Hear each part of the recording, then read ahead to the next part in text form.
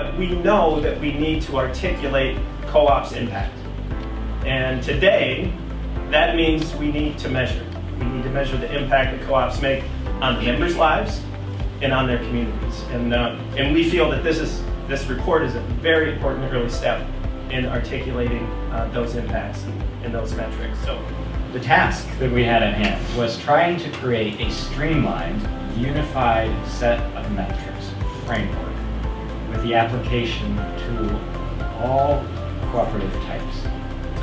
So this was meant to include both outputs, the things that are immediately done by cooperatives, and outcomes, the things that are the effect of those immediate outputs. And we were meant to do that both with the people that cooperatives directly touch, as well as with the broader communities where they engage. We're focusing on how co-ops build equitable, healthy, sustainable communities, as well as an inclusive economy indicators such as participation, growth, and stability. So we knew going into this that this is not a test of sorts where every co-op gets the same score. They're doing different things in different ways.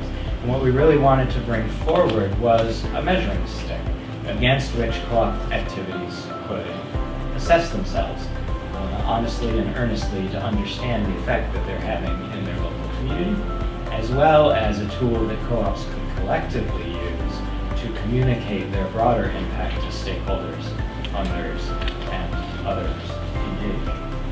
But our goal, our hope, is that all co-ops would begin to measure themselves against each of the ABCs and begin to understand their work with respect to each of these dimensions. So what are they? A is about access. B is about business sustainability. C is about community commitment. D is democratic governance and empowerment. E is equity, diversity, and inclusion. F is financial security and advancement for workers. And G is growth. And so as we talk, I'm glad to hear us talk about a shared framework for measuring co-op impact, because we have to get at that and say, what's that shared piece that we all can look at to measure the impact, but we must also always look beyond the numbers, look beyond the data, and see the true impact on the lives and folks who live in these communities. This is absolutely the beginning of a conversation. As you can tell, and I think the recommendations that the Urban Institute set out and what we can do with this framework, I think we need to look at them very seriously as a co-op community.